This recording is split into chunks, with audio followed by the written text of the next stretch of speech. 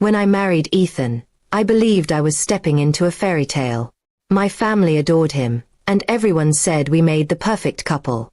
For years, I thought my marriage was built on love, trust, and mutual respect.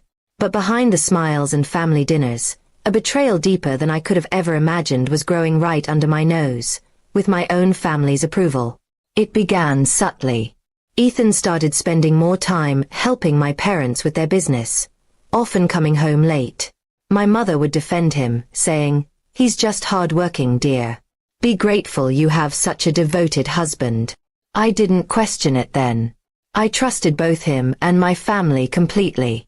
Things took a strange turn when I noticed my sister, Claire, acting oddly around him. She laughed at everything he said, touched his arm too often, and avoided my eyes whenever we were all together. When I confronted my mother about it, she brushed it off, saying I was being paranoid and insecure. "Don't ruin your marriage over silly jealousy," she warned. So I let it go for a while. Months later, I found a message on Ethan's phone. It was from Claire. "I miss you. Dinner was amazing last night. Wish she'd never come home early." My heart froze. The words spun in my head like poison. I confronted Ethan immediately.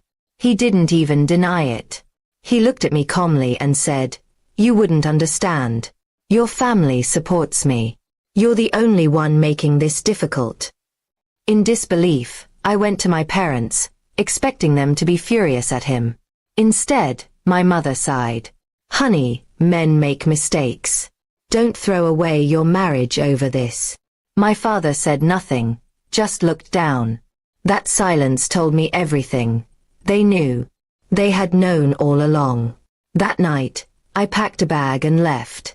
I stayed with a friend for weeks, crying, broken, humiliated. But as the pain settled, something else took its place: resolve.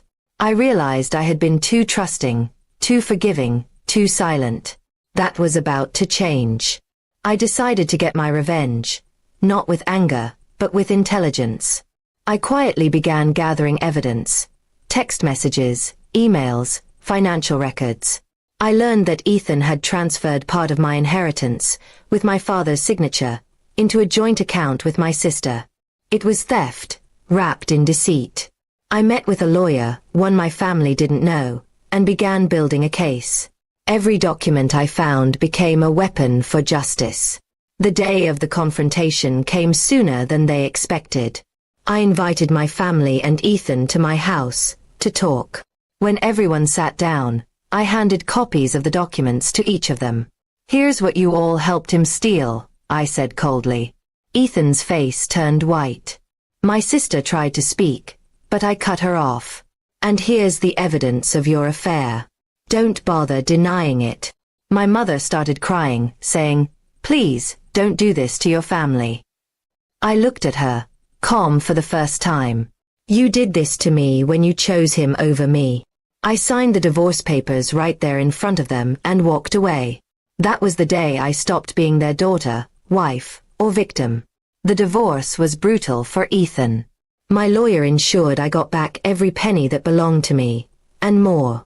My sister's reputation was shattered, and my parents' business lost several contracts after the truth came out.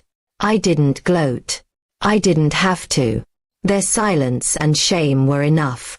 Months later, I moved to another city, started my own small company, and rebuilt my life.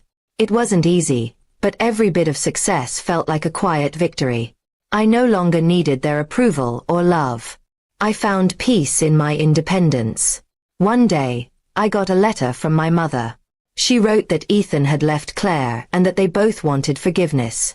I read it once and threw it away. Forgiveness, I decided, wasn't something they deserved. It was something I gave myself when I walked away. Looking back, I realized that revenge isn't always loud or cruel. Sometimes, it's simply living well while those who betrayed you watch their choices crumble.